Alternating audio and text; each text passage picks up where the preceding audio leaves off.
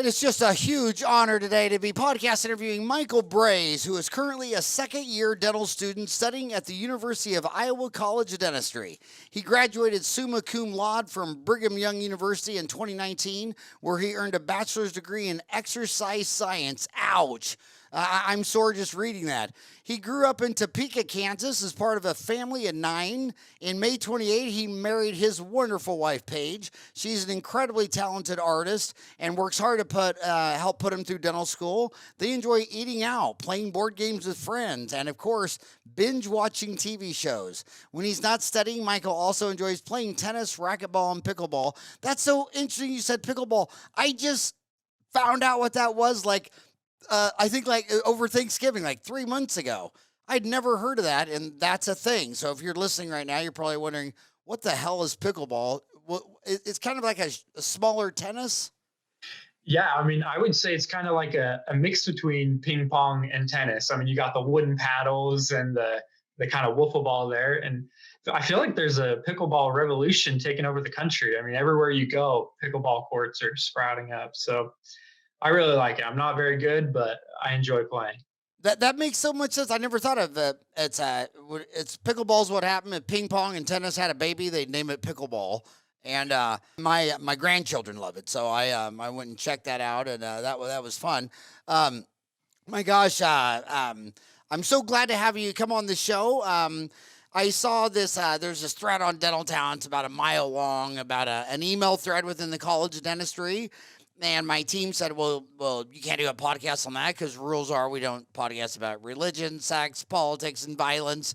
And this is politics. But I felt I had to reach out because, hell, you're a baby. You're a second-year dental student. You're 26. And I think the old dogs, like me, I'll turn 59 this year. I thought, no, we got to reach out and I just want to reach out and make sure you're okay. I'm thinking if any of my babies were that young and were picked up on all the national newspapers and radios and TVs, I mean, if someone puts in University of Iowa Dental School, I mean, you're just plastered all over it.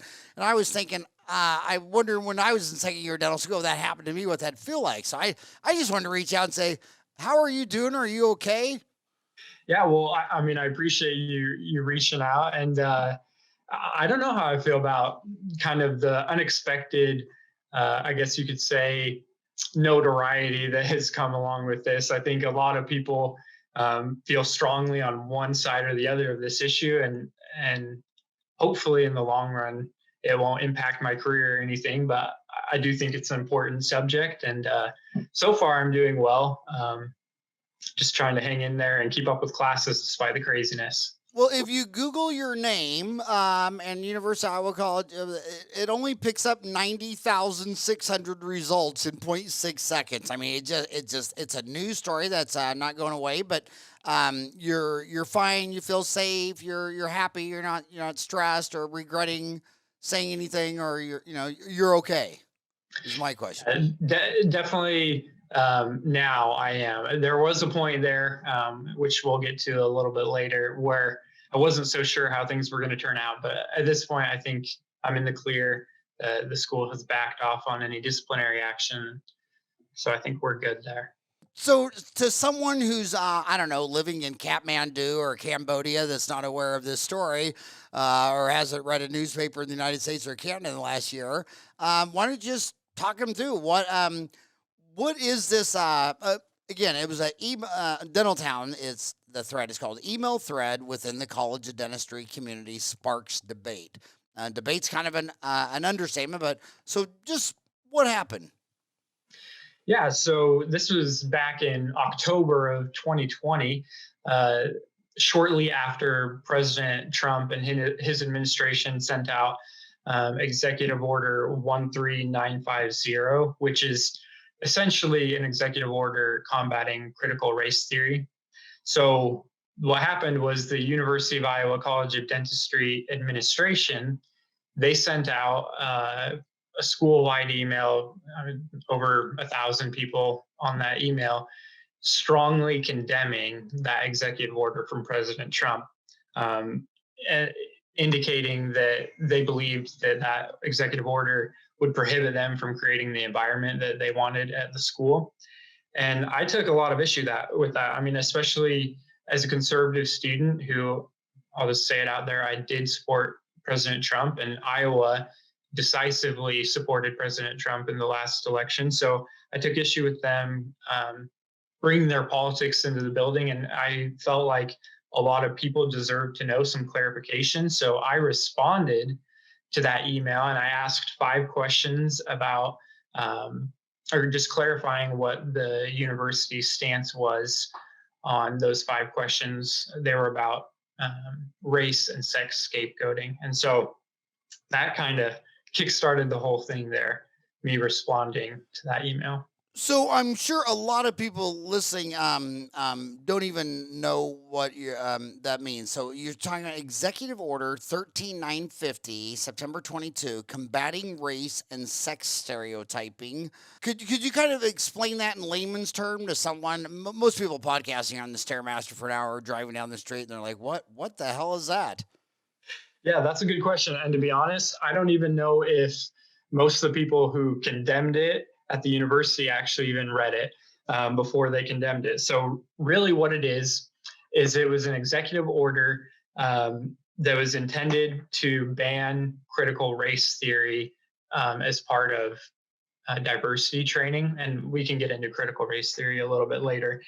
But that's what it was. And it did not ban all diversity trainings. In fact, it encouraged diversity training that was respectful of all races and all sexes. And I think a lot of people, they read in the news and they just think, oh, that executive order banned all diversity training, which is absolutely not true.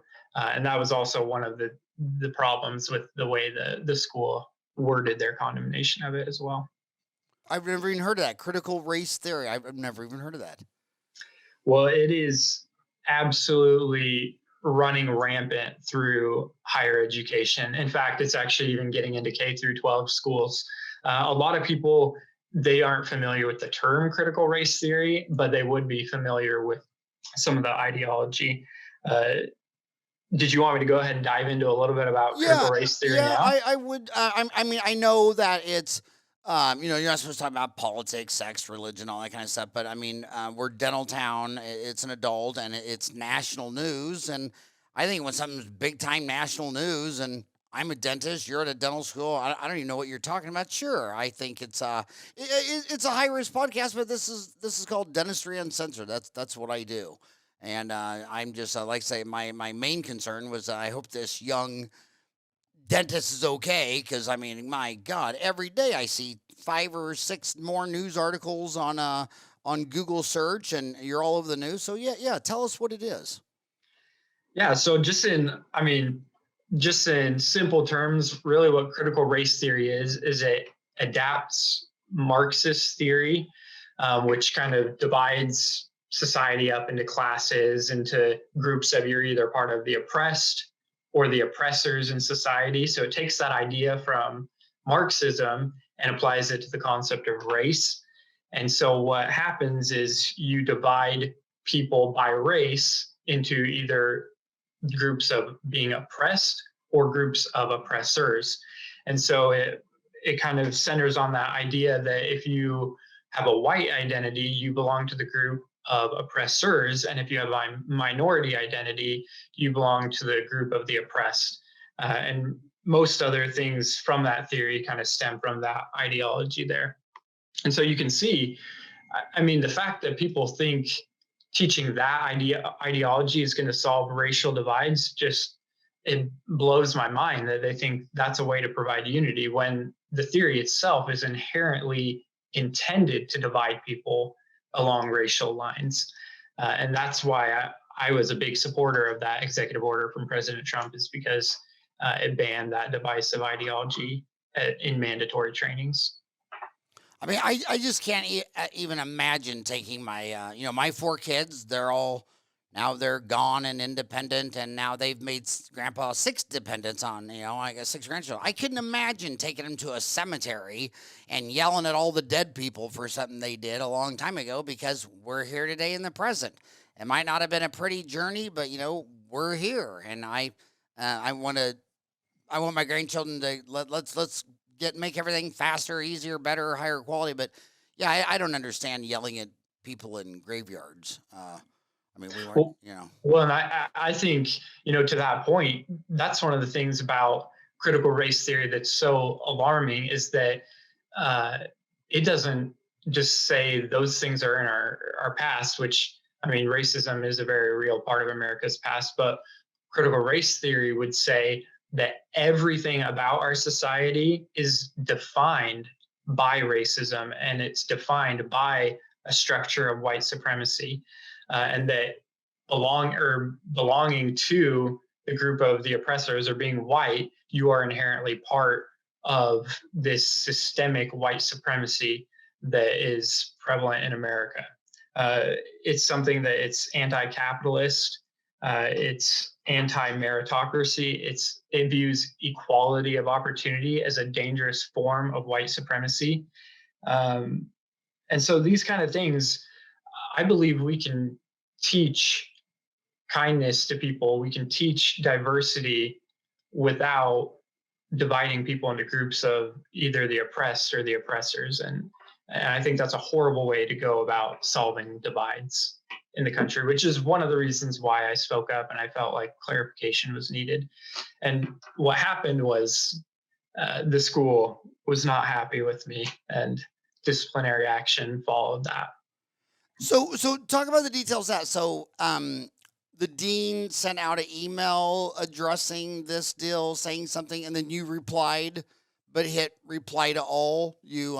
So is that how it started on an email where the dean sent an email and you replied to the dean and everybody read it? Did I get that right? Or Yeah, so it came through the Office of Diversity, Equity, and Inclusion, and then it had several of the subcommittees in the school who had signed it using their titles, and as administrators in the university, which is also a problem with what they were doing. They were making a very political statement. We're at a public university here.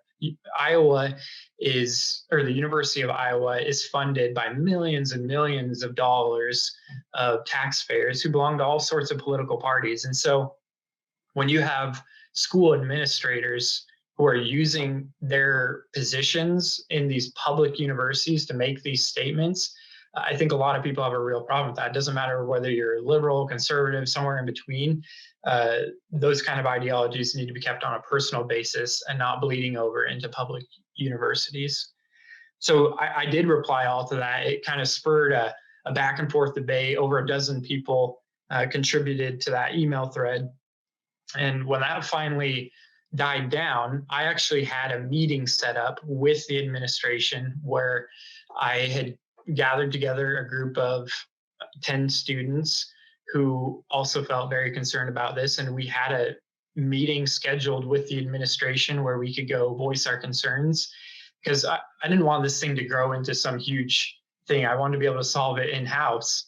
And it was actually them that escalated the situation. They canceled that meeting that we had set up and instead scheduled me for a disciplinary hearing. And that was kind of when things really started to get big as they are now, because they scheduled me for that disciplinary hearing where it said I had the possibility of being expelled or put on probation. And so I was like, okay, things are not looking good for me here. I better get some outside help.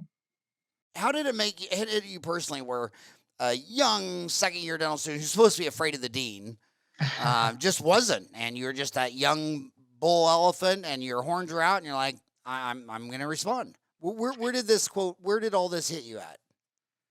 I think it was a combination of things. So to kind of understand why in that specific instance I decided to speak out is that's not the first time that the University of Iowa has sent out political statements. I mean, throughout the summer, there was a lot of political unrest. They sent out a lot of emails basically sympathizing with a lot of the violent protests that were taking place. They were condemning actions of police, not only in some of those more prominent cases, but also in situations where police were trying to disrupt violent protests. And so just this continuous stream of pretty biased political commentary coming from the school. And this was kind of the metaphorical straw that broke the camel's back. And I felt like we deserve to know more clarification on these things. I actually had an experience with some of this DEI training. And one thing that's important for anybody out there listening to this that is not DEI currently, training? it's DEI, which stands for diversity, equity, and inclusion.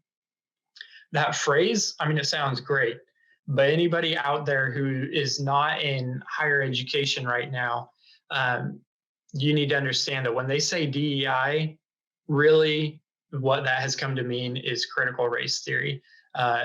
And DEI trainings have become just this platform for that ideology. So, I mean, my first training I ever had at the school, we're all sitting there in the auditorium, and the counselor says to us, I want you all to look around. I want you to look at all the white faces in here. And she paused, and we all looked around and looked at each other, and she said, that's a lot of privilege in this room. I want you to see all the privilege in here. And I'm thinking, you can Google the US Census Bureau data. Iowa is about 90% white. That's not a racist statistic. It's not discrimination. It's just a fact that that is who lives in Iowa. And so if I'm going to a public university in Iowa, it's not going to be a surprise to me that I look around and see roughly 90% of the people are white. That's not any race being discriminated against.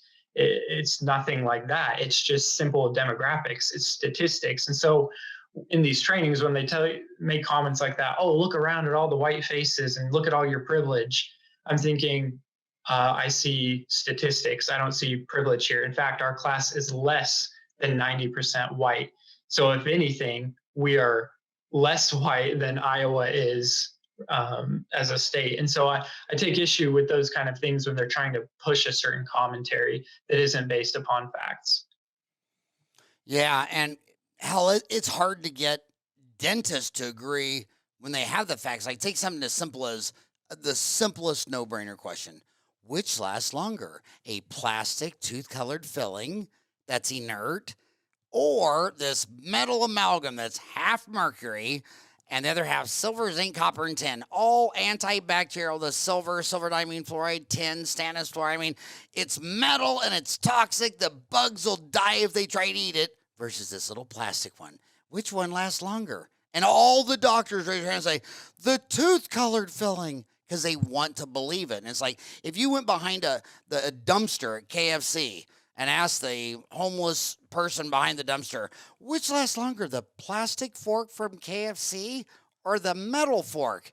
Everyone would say, is this a joke? Obviously the metal fork. So it's really hard to deal with smart, educated doctors with tons of data. It's hard for them to see the truth.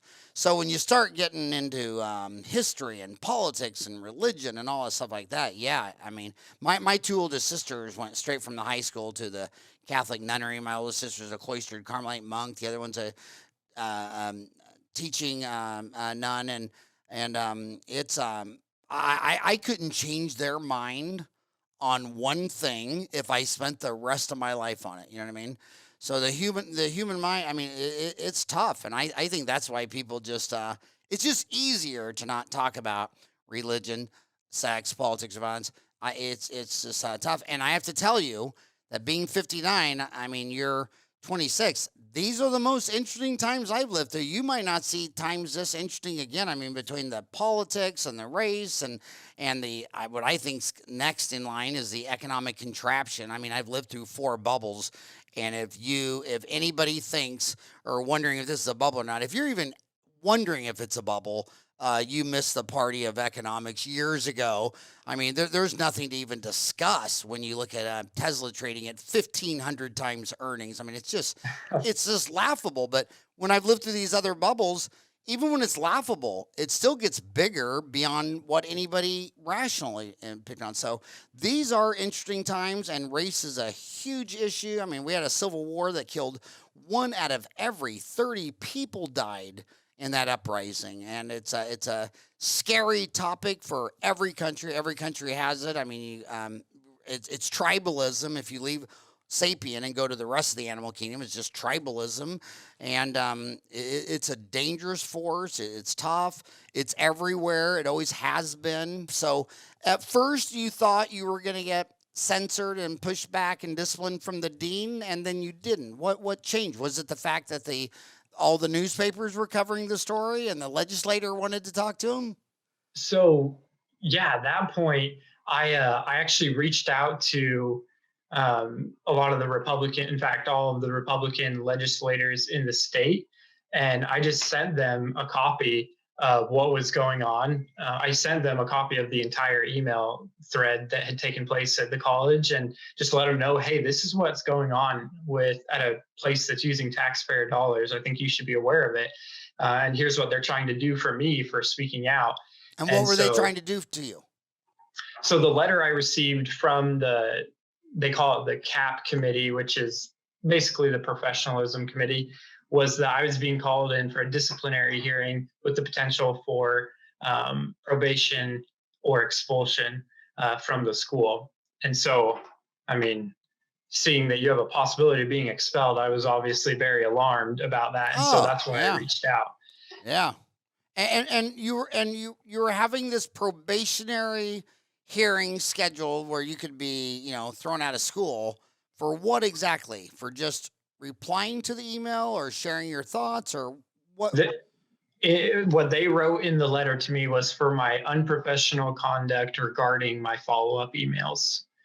And so, which, in their hearing, they had a hearing before the legislative committee. And I was glad to see the legislators kind of pointed out the hypocrisy of trying to discipline me for unprofessional emails on that subject when it was the school who originally sent out that political email. I was simply replying in the same format that they had sent it out in. And to his credit, the dean acknowledged that, first of all, they should have never sent their original email, and second of all, they should not have tried to punish me for that. Well, yeah, I mean, David Johnson, the dean, is a pediatric dentist. He's a DDS and an MS. I mean, he's a pediatric dentist. He should know that you're a kid. You shouldn't be threatening him with spanking him or violence or something like that. And it's tough. I mean, we've gone through this with comedians on schools. I mean, it's to the point now where comedians can't even say jokes on school. And my memory of college was leaving a home with 5 sisters, and that's why I don't believe in democracy, because every Monday Night Football I'd get outvoted 5-1 for a little house on the prairie or some stuff like that. So I was already against democracy. But man, gosh, and I go from living with 5 sisters to Creighton, where on the 9th floor, 88 guys. And then on the 2nd floor, by the way, on the 2nd floor underneath was Paul Gosar, who's a dentist in Flagstaff, and he's one of the 5 dentists in Congress. And my gosh, we'd have knockdown, drag out debates till 3. It was the most fun ever, and just loved it. And my gosh, now I think if those debates would have been filmed and put on YouTube or whatever, they probably would have, we probably all would have got in trouble. But it's there needs to be a safe place where you go and share. You got to know what people are thinking. That a lot of people badmouth social media because they say all these crazy things are being said. Well, what's the alternative? You don't know what they're saying. Like, you look at crime, like they'll talk about during the Great Depression, they'll say, well, there was no increase of crime during the Great Depression, so how could economics be tied to crime? Dude, you have no data. There was no records. So what I like the most about social media is I'm a dentist. I like to have my x-rays and my exam. And I would much rather know what everyone's thinking, what they're honestly thinking, so I know where the starting point is. You have 11 cavities. You need a root canal. You know what I mean? And it's called transparency. And all through history, the 2 biggest problems are there wasn't transparency and there was no checks and balance. So one team's being opaque. You don't know what they're doing. That usually turned out bad. And these guys want to do whatever they want with no checks and balance or realization that they share this planet with 8 billion other people. But if people can just be safe when they're transparent. And it's like my sister Mary Kay, I tell her all the time, I said, if you'd have been born in Jeddah, you'd be following Islam. She doesn't believe that. when I see the data, I don't know who born in Jeddah or Riyadh ends up being a Catholic nun. I mean, I'm not aware of any of that data. And she's not aware of, and she's not interested in having the debate. And that's okay as long as everyone's peaceful, no violence. If everybody's transparent and peaceful and no violence, but threatening to have kick you out of school disciplinary hearing, I bet that would have scared the shit out of me. Well, yeah, and I think I agree with everything you just said there. I think that one of the issues right now, just in our country, on all sorts of different topics, not just politics, but on all sorts of things, is that people engage far too much in attacking the people who are expressing ideas rather than engaging with the idea itself. And like you said, you used to have those huge debates at college, and we need to get back to that. We need to get back to a situation where people can disagree with each other. They can do so strongly, but they don't have to insult each other or try to tear each other's careers apart. I mean, some of the backlash that happened against me, there was me and two other professors who people were circulating our names and the two professors' pictures all over social media with labels calling us racist, discriminatory. And I'm Were you one of the pictures? For whatever the posts I saw, they only had my name. I guess they couldn't find my picture or something. But I think, how is that supposed to solve an issue or help us breach these divides when you have people just targeting you and not actually engaging with the ideas that you're expressing? And I think that's something in our country we need to get back to. Well, it means they have nothing. If I say I believe amalgams last twice as long as composites, and your comeback is, but you're old, fat, and bald. All right, keep going. I mean, you're right. I mean, it's a straw argument. When here's the deal: amalgams last longer than composites. Now, you might not want to believe it. You might not like it. You might believe that mercury toxicity causes autism and all that. You might believe all these things, but at some point, we have to be a data-driven society and say, okay, I see your beliefs. Can you show me your observations that other people could observe too? But that's why it's hard arguing with my two older sisters, because all their observations live between their ears, and they, you're either science-based minded scientist, or you're faith-based. And my sister would be the first to tell you that, religion is based on faith alone. So we have no problem living together, being friends. But it did take a lot of time over the years to say, okay, I know you're Catholic nuns, I know what you think, but this isn't the time to talk about that. We're siblings, we're at Thanksgiving, we got uncles and cousins. Let's just not talk about Catholicism during dinner. And it was hard for them in the 20s and 30s. But now that we're all in our 50s and 60s and have diabetes and getting our feet amputated and all that stuff, that was a joke. But it takes a long time. But where you're at 26, you're a baby. You should be having the biggest blowout arguments of your lifetime, and your friends should be sit there. I remember when I went to Creighton, it was the first time I'd ever met people from New Jersey and black leather bomber coats, and New York, and it was so cool. 10% of Creighton was from Japan.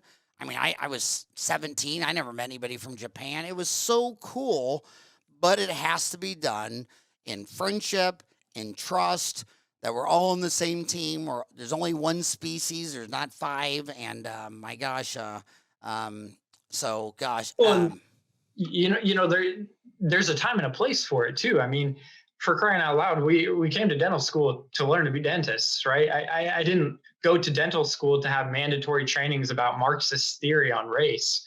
I think that, a lot of people are just thinking to themselves, why are people pushing this ideology so hard in schools that have nothing to do with that? We want to go there and be the best practitioners we can be, and instead, part of what we're learning there is these very biased ideologies, and I think a lot of people are unhappy that we're paying so much money to go to school for dentistry, and instead people are trying to indoctrinate us with their political beliefs. So there's a time and a place. Another intellectual exercise I found useful over the years is you mentioned Marxist, Marxist. So I would sit there and say, okay, what's the inverse? Addition is followed by the inverse subtraction. You have multiplication followed by the inverse division. You cube things out and you get them back to where they are with algorithms. So I'll say, okay, Marxist, Karl Marx.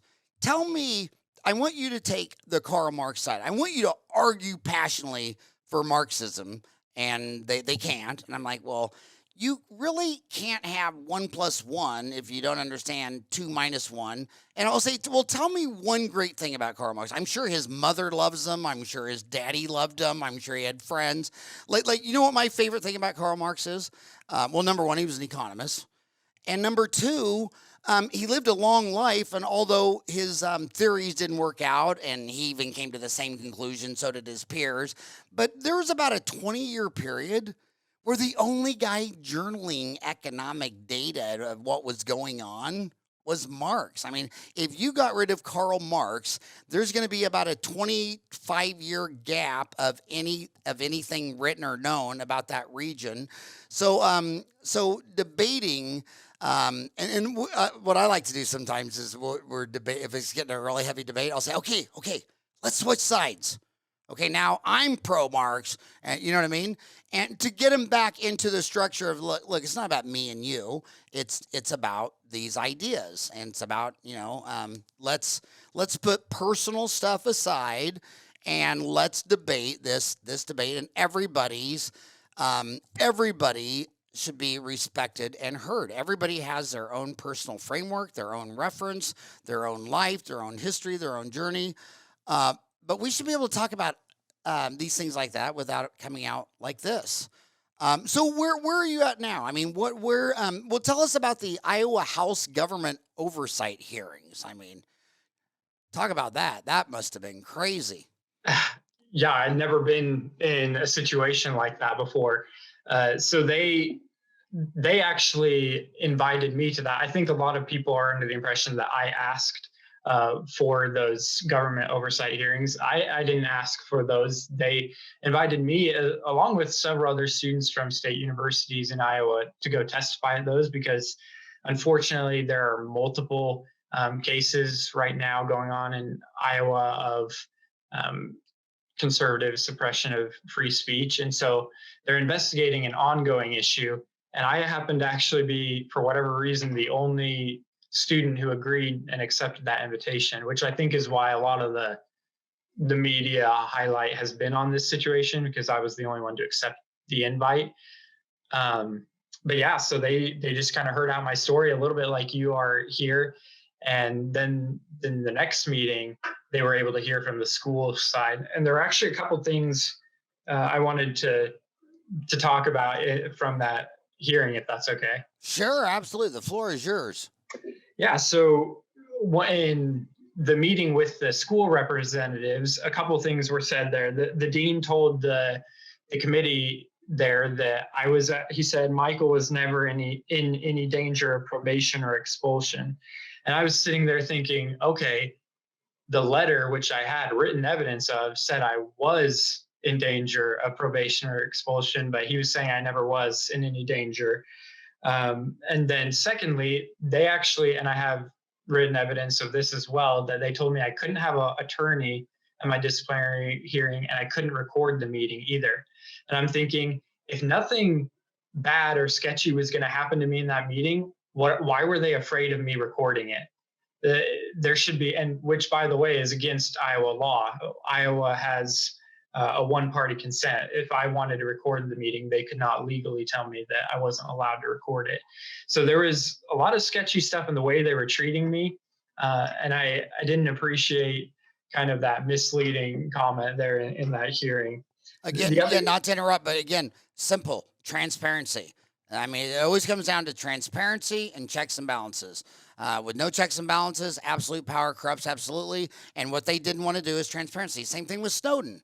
I mean, what Snowden showed you, the world of what he snuck out of there, the only answer would be, hey, we need to put everything the government has on a computer on Wikipedia so we can see what the hell's going on.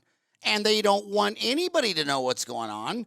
And then if you kind of come up with a theory about what you think they're doing, oh, then you're marginalized, you're a conspiracy theorist, you're a right Yeah, wing you're a nut, wacko. you're a wacko. And it's like, no, dude. I mean, just look at the 1/10 of 1% that Snowden showed you should be pardoned, and that should be enough to say, I think we need everything from the NSA, the FBI, the CIA. We need it all on Wikipedia today. And they're not going to be transparent. They're just going to marginalize you and say, well, no, you fat, dumb, bald guy. You're a wacko conspiracy theorist. You need to trust us. You need to trust someone who's not transparent, who's opaque, and whose absolute power corrupts absolutely no checks and balance. And they were going to dispose you and possibly expose you from your career because you said something the king didn't want to hear. Yeah, it makes no sense. So Makes continue. no Sorry I sense. interrupted. I just had to throw in that you could sum up that whole argument with transparency. No recording. Why do you think all the prisoners aren't allowed to have a cell phone? I mean, even when people go to rehab, even the rehab places won't let them take a cell phone because they don't want transparency. They don't want anybody to find out what the hell's going on. So, but continue about the hearing. Sorry I interrupted. Yeah, I agree completely. I think that, when you're just trying to get truth and facts out there, you shouldn't have any fear of things like recording. The other thing he said to them was that following that email thread, that they had over half a dozen students whose names they had on a list, and to quote him, said they were poised to send out other disciplinary letters. And so the legislators kind of pushed him on that. And he admitted that I was the only student, even though there were over a dozen people who commented on that thread, I was the only student to receive a disciplinary summons. And so he said there was no prioritization in the order in which they sent out those disciplinary letters, yet somehow I was the only one who received a letter. And I didn't appreciate that either because, I mean, obviously there was prioritization. Obviously, they were targeting me. If there wasn't any priority in who got those letters, then there would have at least been a few other people. But yeah, I was the only one who got it, which I think shows kind of what was going on there in that situation. So anyway, the school, they apologized for what happened there. And that's why, circling back to what you asked me at the very beginning, how do I feel? How am I doing right now?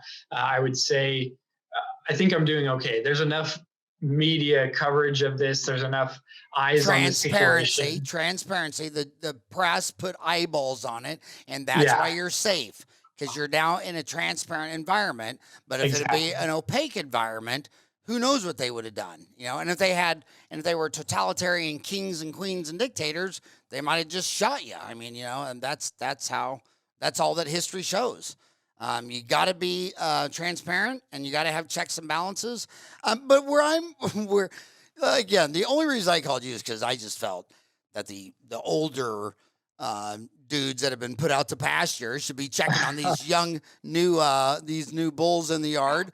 And you're one of 9 kids, and you're fearless. Were you like the baby and got beat up by 8 older brothers? So now you're 26, and after 8 older siblings beating you up for your whole childhood, you're fearless? Or where does this fearless or intense purpose-driven, is it fearless from purpose-driven? Where does this come from?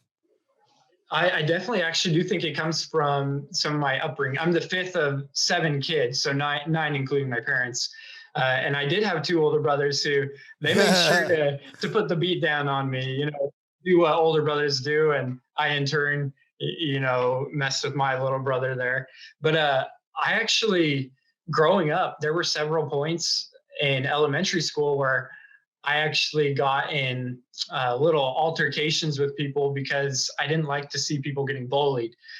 When I would see somebody who was getting bullied, I would end up getting in a fight with the person bullying them. And so I think that's just part of my nature. And so when I've seen this repeated kind of statements from the university, I think it's just in me. Whenever I see things that I don't view as right or fair, I just have this drive for whatever reason to push back against it.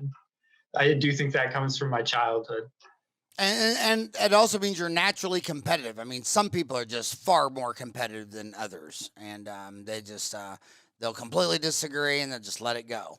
And then the same impulse hit you, and you're like, I'm not gonna let it go. I'm gonna stand up. I listen to you. You're gonna have to listen to me back. So is the Iowa House government oversight, or are they all done? Is that a done deal, or is there still stuff going on, or what does it look like now? So they're continuing to discuss these situations. They have they might have another meeting with the school where the school has to report back on some of the changes that they were going to make. They're also pushing through a couple of bills related to this. I don't know all those details yet. I think they're still kind of in the works, but they said at the end of the second hearing that this is by no means finished and they're going to continue to deliberate on this issue. Yeah, I saw the news story yesterday, and I that they're going to they wanted to pass a law that at least 75% of the people that apply to dental school and medical school in Iowa um, come from Iowa. That was is that the one of the things you're talking about? Yeah, I don't know how much that one is specifically related to these issues. I know one that is somewhat tied into this is the idea of tenure for professors.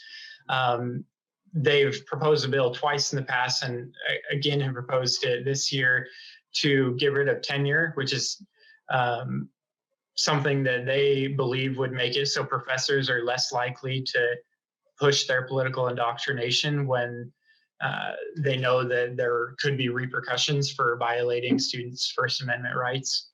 And what is tenure? Tenure is, I mean, I'm not an expert on tenure, but basically the idea that um, professors can basically receive some safeguards in their positions. They have to meet certain qualifications. They have review meetings and things like that to qualify for tenure. But once they have tenure, it becomes a lot more difficult to get rid of them. They have to be making some pretty egregious errors in their job for you to get rid of a professor who's on tenure. But I'm sorry. I what I meant was again, it's transparency or competition. Tenure means I have no competition. I can do whatever I want. You can't fire me. I don't have to acknowledge that I share the planet with 8 billion other people. I'm tenured. Well, I mean, my gosh. I mean, are there any who in dentistry is tenured? I mean, am I tenured in my own office? Is my assistant tenured? I mean, who is beyond reprimand? I mean, my gosh, the difference between a tenured professor and a terrorist is you can negotiate with a terrorist. They can eat their academia nuts all day long. But the minute you tell me, and I can say this because my sister is a tenured professor. I have one, and we obviously disagree, but I love her to death, and we're just lovey-dovey brothers and sisters. But she knows that I don't believe in it. I think that I mean, I see nowhere in nature does a gazelle walk out into the field and tell all the lions, "Oh, by the way, I'm the tenured one over here. No one can eat me." I mean, life is a daily battle, and it goes on forever, and it's a battle of ideas, and I don't believe in tenured. I mean, HR is the number one cost. And the reason that my beef against the universities is just one serious beef, and that is when you look at the economy and you look at the inflation and you look how the price of academia, secondary education. It's gone up. I mean, the students are coming up on $2 trillion in debt, and these professors, which when in any company, you look at the Fortune 500, about 55% of when you pay a dollar for something, it ends up going to people, labor, workers, owners. My gosh, labor's their number one cost, and they have not kept one eye on this child student and one eye on cost. They granted themselves tenured and raises, and they've been growing their cost at about twice the rate of inflation since 1950. And these little these little babies come out of dental school and they're $400,000 in debt so that this tenured professor can retire. And all the taxpayers, half of America doesn't own one stock. About the top 1% owns about a third. The next 9% own another third. The next from 10 to 50 is another third. And half don't own a share of stock, and they're the cost. No one's paying attention to them, and the fact that they are so oblivious to the cost they're imposing on these children who have to pay this student loans off for decades while they're a tenured professor on retirement. I mean, I've lost respect for them, and I hope this pandemic has shown the world that you can do almost all the didactic stuff on Zoom. I mean, MIT's putting all these courses on the internet, and if they're just going to think that every year they're going to raise their price, and look at the difference in dentistry. When I got out of school, I set my own price for a crown, $1,000, and the only thing the insurance companies do is just tell me what percent they'd pay. I would submit my own fees, and the insurance would pay 100% clean exam and x-ray, 80% fillings and root canals, and half on crowns and dentures and partials. And that was $1,000.87. And then they switched around. They said, no, it's too much money. We got to cut costs, and we're going to send you the fees. That's when it went from indemnity, dental insurance, to fee for service. And now they send me the fees. And my $1,000 crown in 1987 is like $650 today. So my costs have been going down for my prices have been going down for 32 years, but government, absolute government, theirs has been going the other way. And when I start hearing professors talk about academia, and I look at how much attention they've paid on their cost, I assume they've paid no attention on anything else. And I want to tell you another thing. That's why I love reading autobiographies. Here's another autobiography. Jim Glidewell, Constant Change, Adventures in Business and Life. My journey from startup to 5,000 employees. And I mean, I've known Jim forever. I thought he was, when I got out of dental school, and there's no plug, I'm not getting any money off of that. But, when I got out of school, there's a lot of courses on teaching you how to do really rich dentistry on kings and queens. And he was the first guy that came out and said, what about the half of America that can't afford to go to the dentist? And he reminds me of the Herb Kelleher, who passed away during the pandemic, didn't make much news because of the pandemic. But Herb Kelleher said it's our job to keep one eye on the passenger, one eye on costs, and drive down costs until grandma has the freedom to afford to fly to her granddaughter's first communion or baptism or whatever. And that's what he did. He's brought more dentistry to more poor people. And then there's academia. All they're bringing is they bankrupted more people. They've straddled them with more debt. Their customers now can't buy a damn home and have to live with their parents. And academia is out of control because it's the government, and the government's out of control. I have to, one clear, I know you're not supposed to talk about religion, sex, politics, or violence, but I hate all government equally. I look back at 5,000 years. I don't know what did I miss reading in the last 5,000 years to think that that's where I'd go if I had a problem. It looks like the last 5,000 years, they create all the problems. And then, so I've always been a libertarian. And right now they're all crucifying Milton Friedman, and the people crucifying, they never read a book. They don't, they're just taking everything out of context. But I noticed that when the newspapers are starting to tell you that Milton Friedman was a bad guy and we should not listen to him anymore. It's like, oh yeah, exactly. And who again are you? I'm pretty damn sure I didn't read your book, and you didn't change my thinking, and you didn't change the world. Man, it's just tough times. Is it looking better in the future? I mean, what do you hope happens next? Where is this at now, and where do you hope this goes, and what's going to happen? Yeah, well, first of all, I want to say, Howard, you're starting to sound like my dad over there. You need to be careful. You don't want to age yourself. I'm With old enough to be your dad. My God, I got a 13-year-old grandchild. oh, So wow. Yeah, I mean, hating all government equally, that's basically my dad right there in a nutshell. Yeah, and I completely agree. I think the government with driving up in school costs, I mean, they're basically writing blank checks to universities saying it doesn't matter what you set your tuition at, we'll give people loans for it. And so then as a student, you're pretty much forced to take out these exorbitantly high student loans to go to school.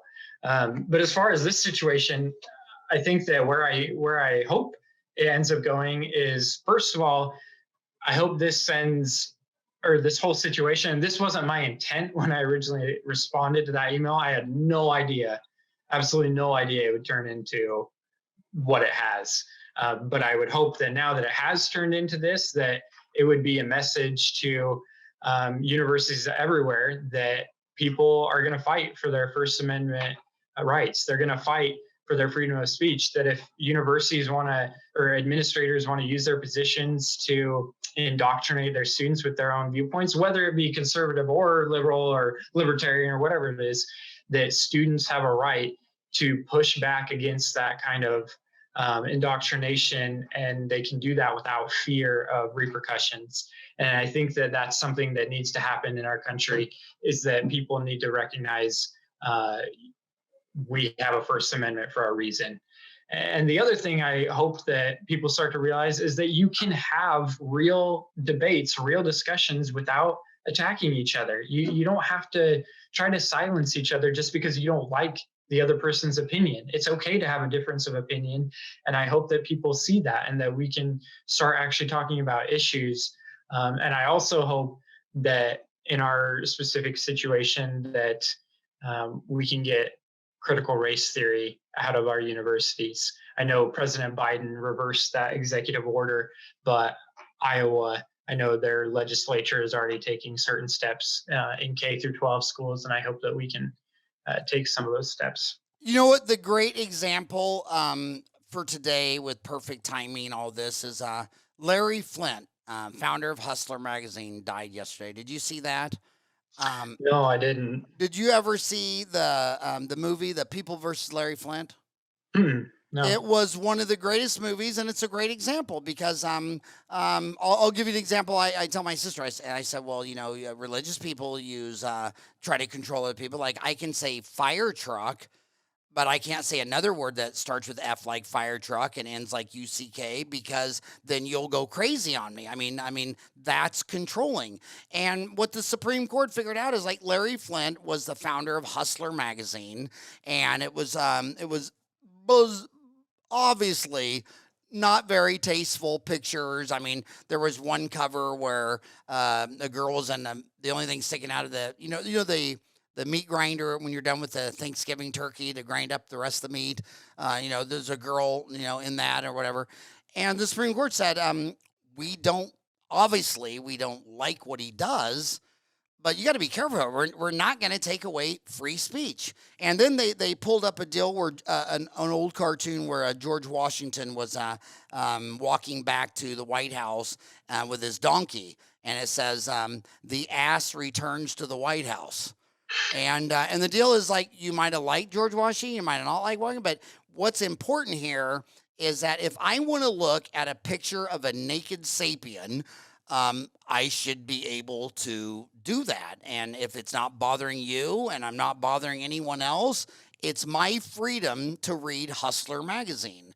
And I was never a subscriber and all that, and that doesn't even matter. But you got to watch The People versus Larry Flint, and I just thought it was a great movie of showing that what's greater is free speech. What's greater is transparency. What's greater, I mean, if your idea is so good that you got to kill me, shoot me, arrest me, or expel me from school, really? That sounds like you don't have a very good idea at all. If your idea is so bad that no one will believe it without threat of violence or force or coercion, it's all you, buddy. You know what I mean? And I thought Flint was I thought he was one of the most important figures of her last lifetime. for all the reasons no one would associate Larry Flint. It had nothing to do with naked girls. It had everything to do with I don't care if you like his taste or not. He's got the right to do what he wants to do, if he's not hurting anyone else. Yeah, and I think that this is a great example of how in your businesses or in your personal life, that's exactly how it should be. And I think in this situation with a public university, it gets taxpayer dollars when they're trying to push a certain agenda. I mean, imagine if they were having mandatory trainings on why abortion is immoral, like a conservative viewpoint. Imagine if they were forcing all students to attend mandatory trainings about why abortion is bad. People would lose it. They'd be like, what are you doing? Why are you having these trainings? But that's essentially what's happening with a theory that's on the left side of the fence. And I think that you can have those opinions personally. It's great. You're totally able to do that. But to try to force them on people in a public university setting is wrong. I agree. So what's next for you? First of all, it's one of those things where when people say the country's divided, they don't even know what they're talking about. I mean, I graduated from high school in 1980. It's 2020. I mean, the people that are registered Republican or Democrat hasn't even budged. It's always been like this. I don't see it getting really much different. But you got, to me, it's real simple. You live in a country and half want to eat a hamburger and half want to eat a cheeseburger. Why is that difficult? Why is that difficult? Because you don't mind your own business, you're trying to control your neighbor, and you're threatening force or violence. So just shut the hell up, mind your own business, and but where do you want this to go next? Well, I'm ready, honestly, to get back to just focusing on dentistry. That's why I came to Iowa. That's what I want to do. I want to learn to be a dentist. I didn't intend to become some sort of political activist, even though it kind of seems like I've been thrown into that role for better or for worse. And I'm willing to fight for these things that I feel important, but I'd like to just be going back to being a student. And I really, your homework assignment from your other dad from Kansas. Does he still live in Kansas? Yep, still there. Oh my gosh. Yeah, you got to read it.